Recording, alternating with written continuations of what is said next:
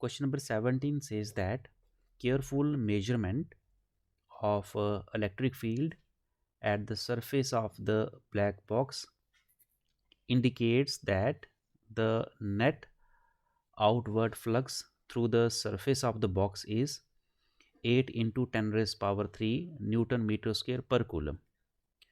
Part 1 में हमसे पूछा गया है what is the net electric charge inside the box. According to the question एक बॉक्स हमें गिवन है और उस बॉक्स से इलेक्ट्रिक फ्लक्स बाहर आ रहा है। The value of electric flux is given to us. Electric flux की वैल्यू हमें दी गई है। लेट मी कंसीडर ये हमारे पास एक बॉक्स है और इस बॉक्स से इलेक्ट्रिक फ्लक्स हमारा बाहर आ रहा है समवट लाइक एज। अगर बॉक्स से फ्लक्स बाहर आ रहा है इट मीन्स बॉक्स के बीच में चार्ज है। सो हमें वही चार्ज क्या करना है, फाइंड आउट करना है।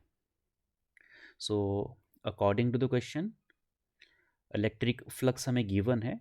इलेक्ट्रिक फ्लक्स की वैल्यू है 8 into 10 raise power 3 newton metre square पर कूलम। हमसे ये पूछा गया है पार्ट ए में कि बॉक्स के अंदर चार्ज कितना होगा। क्योंकि फ्लक्स हमारा बाहर आ रहा है इट मीन्स बॉक्स के अंदर चार्ज है। So we will use this formula. Electric flux is equal to total charge enclosed by any closed body divided by E naught. So part A में हमें टोटल चार्ज फाइंड आउट करना है that is Q enclosed. So Q enclosed हो जाएगा E naught times the electric flux. तो ये formula है, इसी फार्मूले को यूज़ करेंगे इलेक्ट्रिक चार्ज को फाइंड आउट करने के लिए।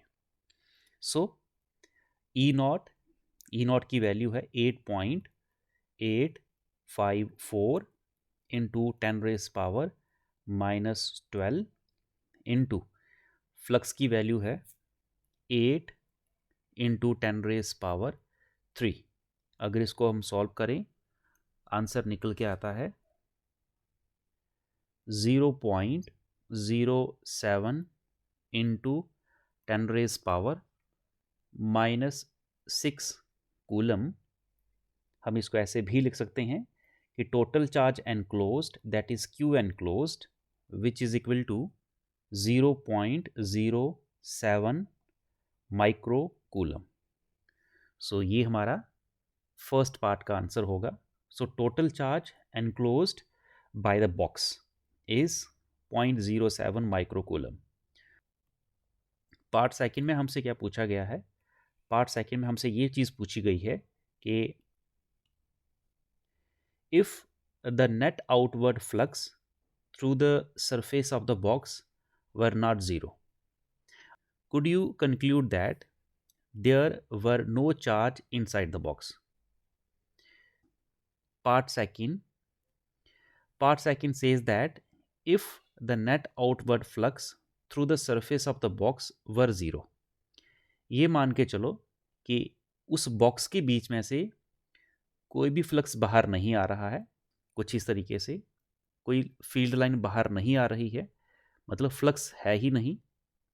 ओके, अगर कोई फील्ड लाइन बाहर नहीं आ रही है, आउटवर्ड फ्लक्स ज़ीरो है, अगर फ्लक्स ज़ीरो है तो उसका क्या मतलब है, you conclude that there were no charge inside the box. क्या हम ये समझे कि उस बॉक्स के बीच में कोई चार्ज नहीं है? क्योंकि आउटवर्ड फ्लक्स क्या है, आउटवर्ड फ्लक्स ये कंसीडर किया गया है कि आउटवर्ड फ्लक्स हमारा ज़ीरो है। ओके, अगर आउटवर्ड फ्लक्स ज़ीरो है तो क्या हम ये कंसीडर करें कि total charge enclosed by this box is zero? Could you conclude there were no charge inside the box? Why and why not? Okay, so according to Gauss law electric flux is equal to total charge enclosed upon E naught. So this relation says that, ये relation हमें ये बताता है कि electric flux का source क्या है। The source of electric flux is electric charge. Okay, so the source of किसका source? The source of flux is electric charge. It means that, इसका क्या मीनिंग है? इसका ये मीनिंग है कि अगर चार्ज है, अगर चार्ज हो, अगर कोई बॉडी चार्ज एंड क्लोज करती है, उस बॉडी के बीच में, क्लोज सरफेस के बीच में अगर चार्ज होगा, अगर चार्ज है तो फ्लक्स होगा। There will be flux, electric flux. अगर charge enclosed by any body is zero, तो फ्लक्स क्या कंसीडर करेंगे? फ्लक्स जीरो कंसीडर करेंगे। तो ये इक्वेशन, ऊपर वाली इक्वेशन यही बताती है। क्वेश्चन में ये इंफॉर्मेशन दी गई है कि कोई फ्लक्स बाहर नहीं आ रहा है। फ्लक्स बाहर आ रहा है? नहीं आ रहा है, बिल्कुल नहीं आ रहा फ्लक्स बाहर।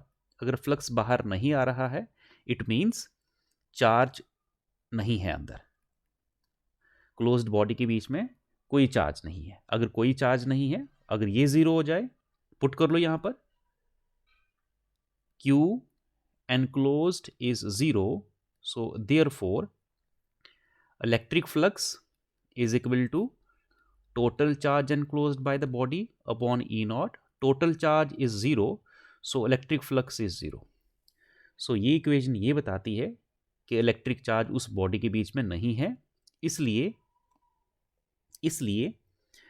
इलेक्ट्रिक फ्लक्स हमारा उस बॉडी से बाहर नहीं आ रहा है। So newton metre square per coulomb be the unit of that. So this is the answer.